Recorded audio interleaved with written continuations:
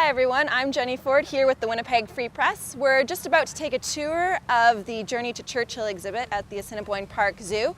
So this isn't going to be opening until the beginning of 2014, but we're going to take you behind the scenes and see some of the construction. We're going to head through the exhibit actually backwards. So we're going to start off where the exhibit would end and then go back to the start. When it's open, it'll be starting from the south. That'll be the main entry coming up through. And really it is a journey from the southern part of the Manitoba and up through and into the Churchill coast. As you can see where they're locating those frames there, those are actually the frames for shotcrete rocks, which are going to mimic the rocks of the Churchill coast. And then interdispersed amongst all this is going to be the interpretive elements. There'll be a helicopter, like I said, an ATV, and a number of other things that relate to life in the north. So the facade or the front of the Tundra Grill really mimics a typical building in Churchill. It's all seating area for guests, so that's a whole glass wall when you're coming forward.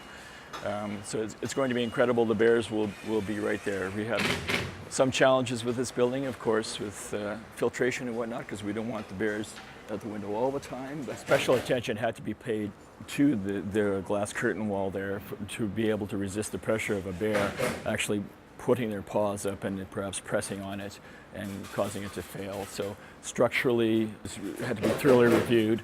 And also the 2.5-inch thickness of the glass had to resist about 4,000 pounds of pressure. There's going to be a play structure that is going to be unique in the world again. It's going to be an Arctic theme. It's a what? It's an Arctic theme, of course, or a subarctic theme. There's other stations where, like, the Northern Lights will be sprayed in image.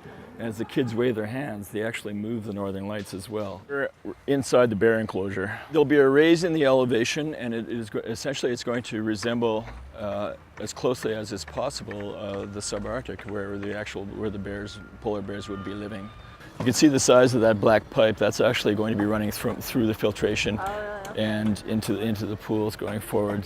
We have to keep the salt water at an absolutely perfect consistency, or else it's just terrible for the animals.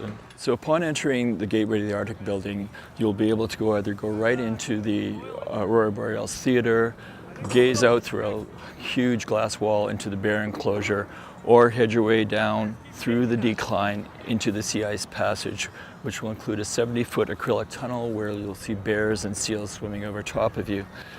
The bear pool is immediately to, I guess that would be the southwest on that side.